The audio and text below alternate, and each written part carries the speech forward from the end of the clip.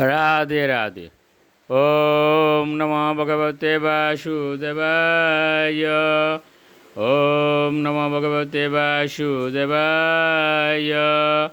ओम नमो भगवते वासुदेवाय। শ্রীমদ্ ভাগবত চতুর্থ স্কন্দ পোষণম নবম অধ্যায় ধ্রুব মহারাজের গৃহে প্রত্যাবর্তন। শ্লোক 1। मैत्रेय उवाच त एवम् उत्सन्नभया उरुक्रमे कृतावो नामा प्रययुस्त्रीविष्टपं सहस्रशिष्यापि तत गौरुत्मता मदुर्वनं वृत्तो दिदृक्षया गत। অনুবাদ। মহর্ষি মৈত্রেয় বিদুরকে বললেন, ভগবান যখন এইভাবে দেবতাদের আশ্বাস দিলেন তখন তারা সমস্ত ভয় থেকে মুক্ত হয়ে তাকে তাদের প্রণতি নিবেদন করে আপন আপন স্বর্গলোকে প্রত্যাবর্তন করেছিলেন।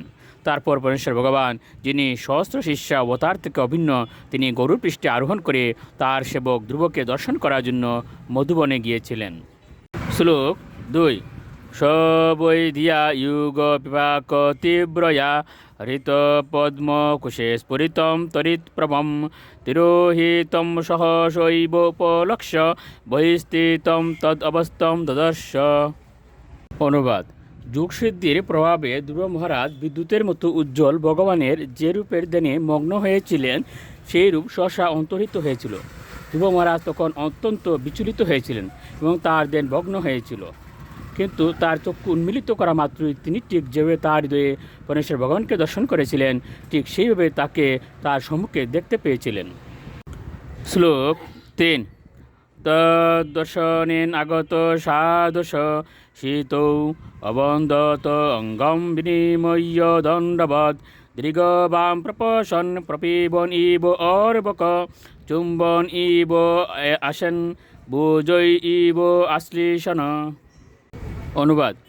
ভগবানকে সম্মুখে দর্শন করে ধ্রুব মহারাজ অত্যন্ত বিহ্বল হয়েছিলেন এবং শ্রদ্ধা সহকারে তাকে প্রণতি নিবেদন করেছিলেন। তাকে দণ্ডবত প্রণতি নিবেদন করে তিনি ভগবত প্রেমে মগ্ন হয়েছিলেন। ধ্রুব মহারাজ ভাবিষ্ট হয়ে ভগবানকে এমনভাবে দর্শন করেছিলেন যেন তিনি তার চক্ষুর দ্বারা ভগবানের সৌন্দর্য পান করছিলেন। ভগবানের শ্রী পাদপদ্ম চুম্বন করে তিনি তার বাহুর দ্বারা তাকে আলিঙ্গন করেছিলেন। শ্লোক 4। শতম বিবক্ষন্তম অতদ্বিদম হরির জ্ঞাতৈশ্চ সর্বৈশ্চ চ হৃদি অবস্থিত কৃতাঞ্জলিম ব্রহ্মময়েন কম্বুনা পস্পর্শ বালম কৃপয়া কপুলে। অনুবাদ।